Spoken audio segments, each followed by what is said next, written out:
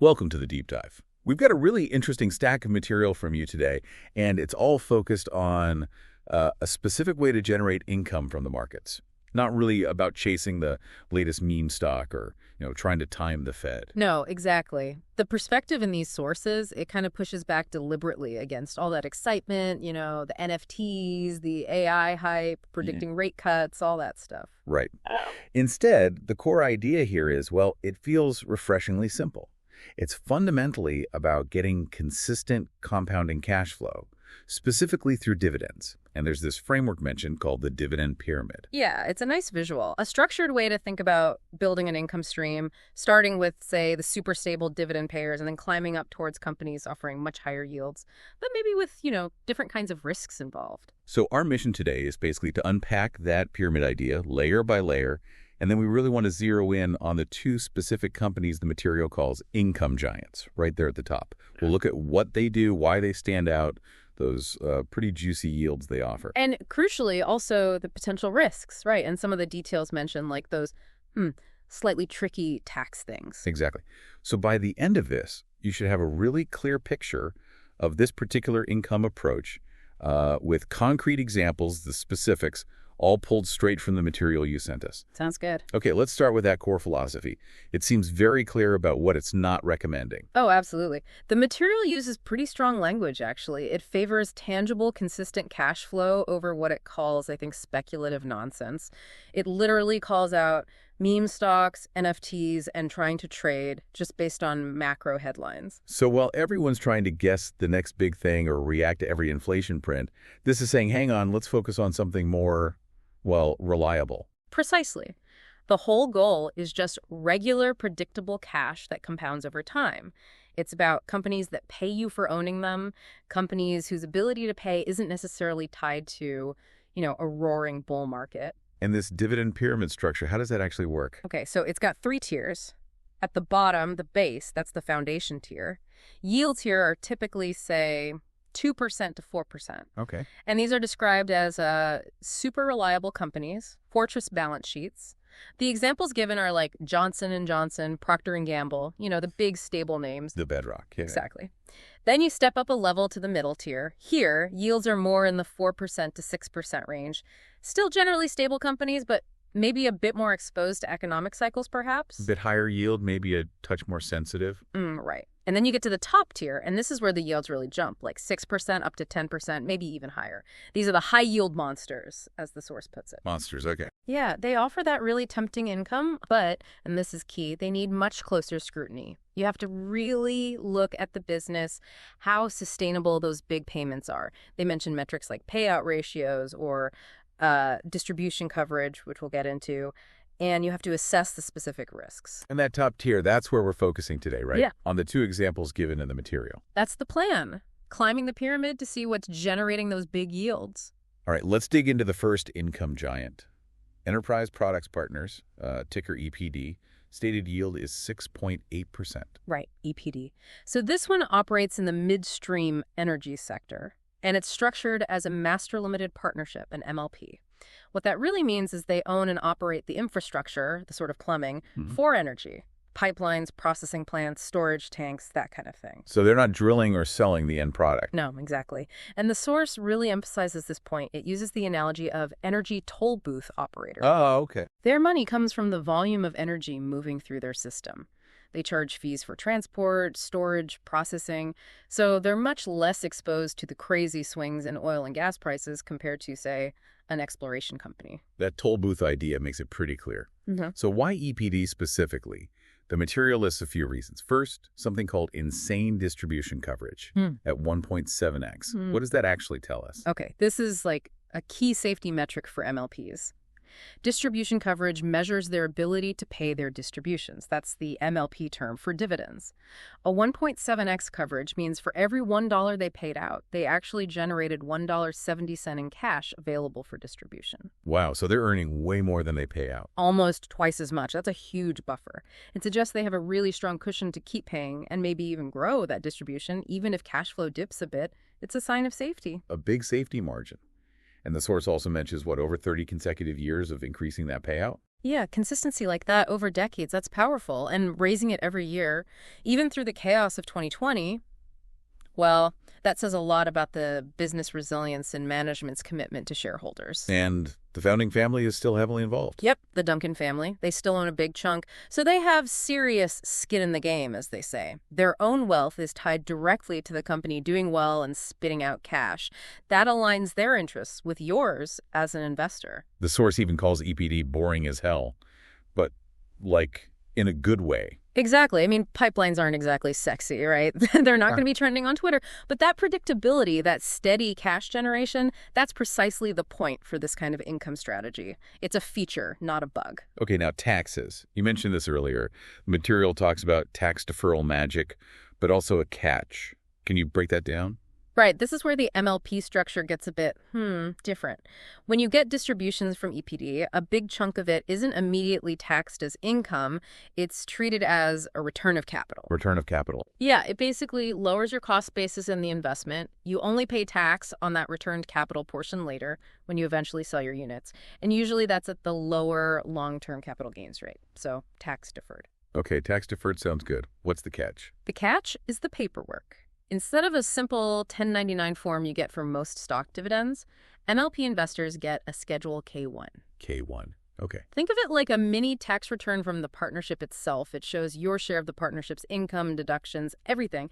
You have to incorporate that into your own tax filing. It's just, well, it's more complicated than a 1099. You might need specific software or even help from a tax pro. And the material specifically warns about putting these in an IRA. Yes, very clearly. MLPs can generate something called UBTI, unrelated business taxable income. If you hold an MLP in a tax-sheltered account like an IRA, and that UBTI goes over as a certain limit, historically it's been around $1,000, but you should always check current rules. Your IRA itself might actually owe taxes. Wow, the IRA owes taxes. Yeah, and might need its own tax filing, a Form 990-T. It's a hassle most IRA investors want to avoid. So the standard advice and what the source says is just hold MLPs like EPD in a regular taxable brokerage account. Avoid the potential UBTI headache in retirement accounts. Got it. Okay.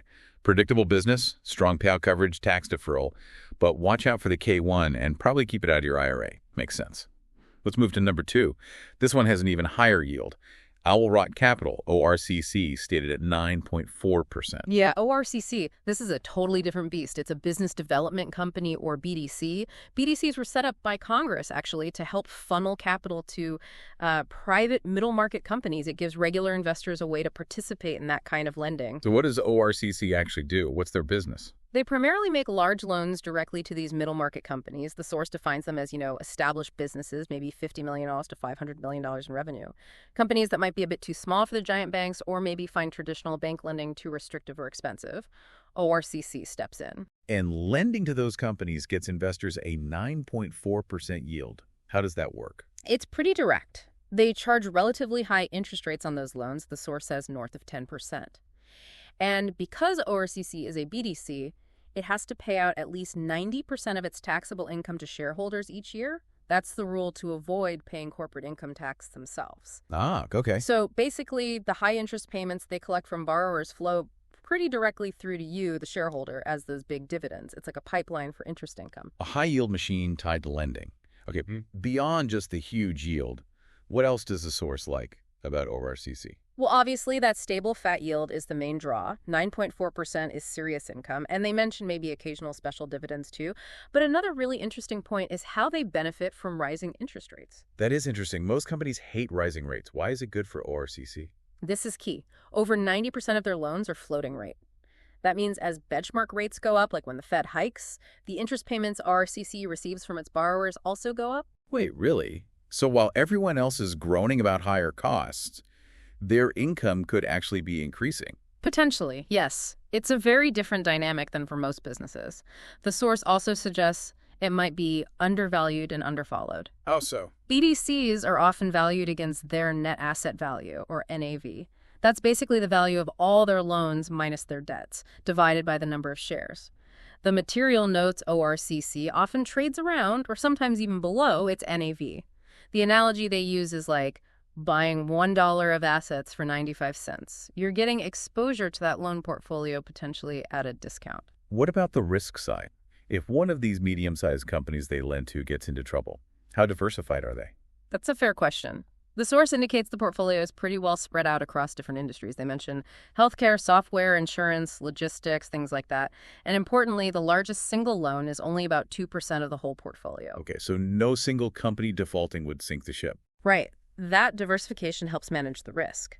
If one borrower struggles, it shouldn't cripple ORCC's overall ability to pay its dividend. And it has an investment grade rating. Yeah, BBB from S&P.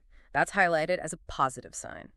For a company paying out such a high yield, having that investment grade rating offers some confidence about their financial footing and how they manage their lending. It's not always common to see high yield and investment grade together. Okay, so we've got EPD, the Energy Toll Booth MLP, with its unique tax stuff, and ORCC, the BDC lending to mid-market companies at high floating rates. What's the big picture argument in the source for considering these two specifically right now? Well, the logic presented really comes down to a few core points. First, and maybe most importantly, they print cash. Both businesses generate pretty consistent, stable cash flows that don't really depend on, the market being wildly optimistic or some hot new trend. Right, the opposite of that speculative approach we talked about. Exactly. Second point, they beat bonds, CDs, and most REITs, at least in terms of current yield. The source directly compares their yields, the 6.8% and 9.4%, to say a 10-year treasury around 4.5% or CDs maybe near 5%. You're getting substantially more income right now, plus the potential for your investment to grow, which bonds and CDs don't really offer. And the source suggests they're relatively resilient if the economy slows down. It does, based on how they're built. EPD's toll model, energy still needs to flow, right? And ORCC, well, we talked about the floating rates potentially helping in some scenarios, plus their diversified portfolio is designed to handle some credit stress. And the final point mentioned is they're compounders in disguise. Yeah, and don't underestimate this. The real power isn't just collecting the dividend today, it's reinvesting those big payouts, compounding at nearly 7% or over 9%. That grows your money way faster than reinvesting, say, a typical 1.5% S&P 500 yield. They might seem like boring income plays, but reinvesting those dividends can really accelerate wealth building over the long haul. That's a huge part of the appeal. So wrapping up, the material we looked at lays out this idea of building an income stream using that dividend pyramid concept. And it highlights EPD and ORCC as specific examples right at the top of that pyramid, in the high yield tier, offering significant income based on, their specific business models, their structures, and the risk factors discussed in the source material. And we absolutely have to reiterate the disclosure from the source. The author of the material we discussed owns shares in both EPD and ORCC.